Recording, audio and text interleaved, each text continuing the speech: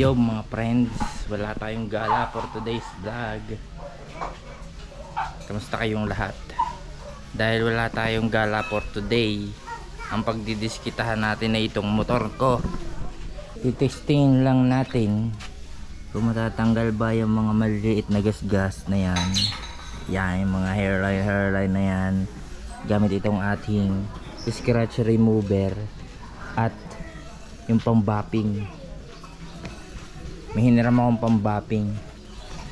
Testingin natin kung maaalis natin yung mga scratches na yan, no? Medyo malalalim din pala. Try lang natin mamaya. Pag hindi gumana, edi is fine. Pero ano feeling ko naman mawawala yan ito, mga ganito. Sana makaya na scratch remover mga friends. Dito meron din dito Ito, yung mga ganyan. Dami yan Titingnan natin kung matatanggal natin yan. Pero mapaslap pa sis no. Let's go. Umpisahan na natin.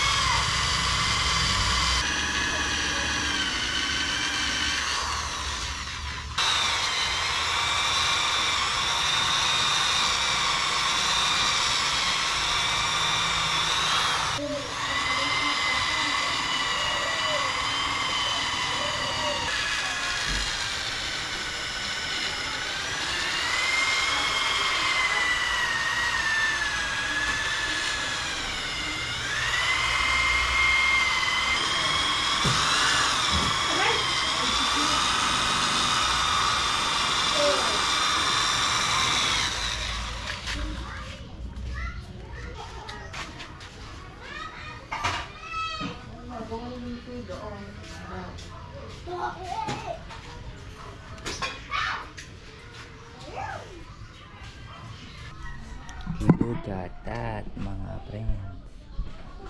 Pwede nang manalmain. Kitang kita ko sarili ko Ay mga friends, let's continue. Baka mag overheat ang aking camera. May mga malalalim na guhit na hindi talaga natatanggal. Ito dito may mga guhit talaga siyang malalim na hindi natatanggal. Pero goods lang yan. Hindi na yan halata pagka tayo nalabas.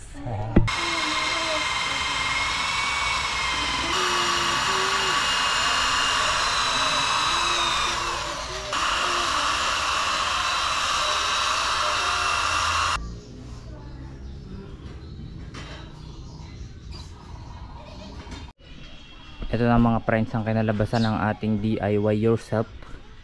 Yan. Pwede nang manalmay.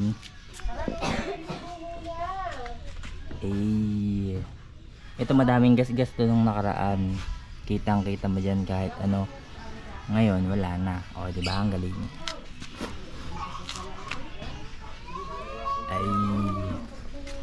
Ito mga friends, pwede ka na rin manalmin dyan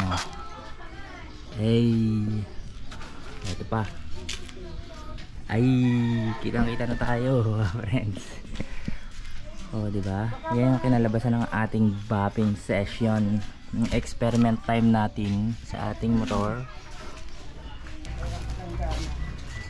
Kitang-kita na.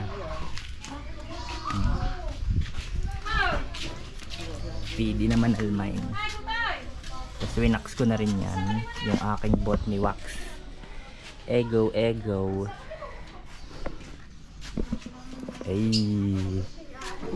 So yun lang mga friends, maigsing video lang, hindi ko na pinakita yung buong process. So yun lang mga friends, maraming salamat sa panonood kung umabot kasi dito sa part ng video na to. At huwag mong kakalimutan mag subscribe. So yun lang mga friends, hinay at may naghihintay sa bahay. In English, don't drink and drive. Peace.